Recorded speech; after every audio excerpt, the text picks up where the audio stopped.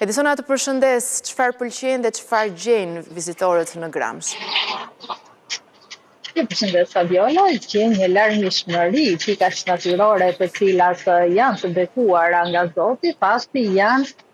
perla të natyrës shqiptare, jo vetëm të Bashkisë së Gramshit, por gjithë Shqipërisë. Duke qenë se nga viti në vit tashmë pika turistike që ka Bashkia e Gramshit janë duke u bërë më të njohura dhe kjo është duke u reflektuar edhe tek numri i vizitorëve, por gjithashtu edhe i turistëve të cilët nga viti në vit, referuar gjithnjë statistikave nga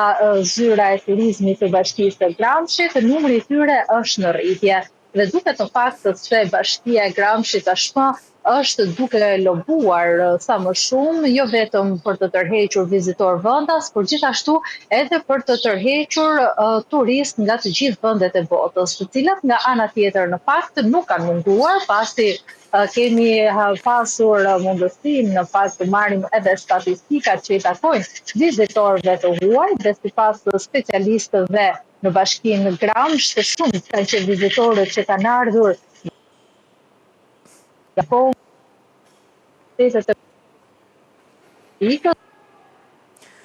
Mirë, duket mjaft qartë në fakt se si edhe nga pamjet se si edhe gjithë turistët dhe vizitorët veç pjesës vizitës tek atraksionet turistike, ata kanë dhe ambient për të organizuar aktivitete, si ku ndryshojmë që janë duke vallëzuar, janë të gjithë bashku, pasi është vetë natyra dhe zona që të ofron edhe një lehtësi të tillë, ku mund bërë gjithçka që për të kaluar momente vërtet shumë të bukura. Kolegja Edisona Skënderi ka marrë në intervistë dhe shefin e kabinetit Bashkisë së Gramshit, Blerina Bajko. E ndjekim në këto momente. Përsa i përket shifrave të turistëve që na kanë vizituar në sezonin 2024, nuk kemi shifra zyrtare, por në bazë të strukturave tona, le të themi që kanë tejkaluar 120.000 turistë nga Shqipëria dhe patjetër nga vendet si Gjermani, Holland, Francë, këto janë vendet që kanë preferuar më tepër. Pse? Duke qenë Gramshi një territor malor, turizmi aventurës është një nga prioritetet që ne kemi dhe një nga arsyet për cilën vizitorët na vinë për të na vizituar. Pikat turistike, le të themi, më të rëndësishme janë ujvara Sotirës, kanjoni Holtës, liçeni i Zambakëve ose më mirë liçeni i Dushkut, gjithë zona e Grabovës, që është një vend jashtëzakonisht me një histori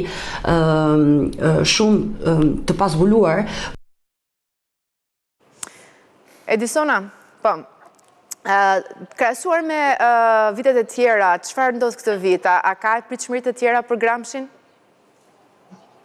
Ka pritshmëri në fakt, pasi duke qenë se jemi tashmë në nisje të sezonit turistik dhe na presin të paktën dhe 3 muaj të cilët pritet të ketë një numër të lartë të turistëve që do të vizitojnë Bashkinë e Gramshit dhe për këtë arsye në fakt janë menduar edhe disa aktivitete të cilat do të zhvillohen në pika turistike. Aktiviteti i radhës i cili është programuar në fakt nga Bashkia e Gramshit do t'jetë koncerti që do të mbahet në fushat e Grabovës, vetëm më saktë tek fushat të cilat janë me livando. Të gjithë ata që janë adhurues të natyrës, por gjithashtu edhe fansat të këngëtarëve shqiptar, të kenë mundësinë ta shijojnë në një ambient shumë të bukur dhe padyshim të kalojnë çaste shumë të këndshme. Gjithashtu edhe për gjatë javëve në vijim do të ketë panajire dhe aktivitete të tjera me qëllim argëtimi, jo vetëm të vizitorëve, por gjithashtu edhe turistëve të cilët siç dihet tashmë kanë shumë interes sa i takon në zonave të cilat janë deri diku në thojza të egra dhe të pa eksploruara më parë. Dhe Bashkia e Gramshit në fakt ka një larmishmëri pikash turistike, ndër të cilat, siç e dëgjuat edhe nga sikloni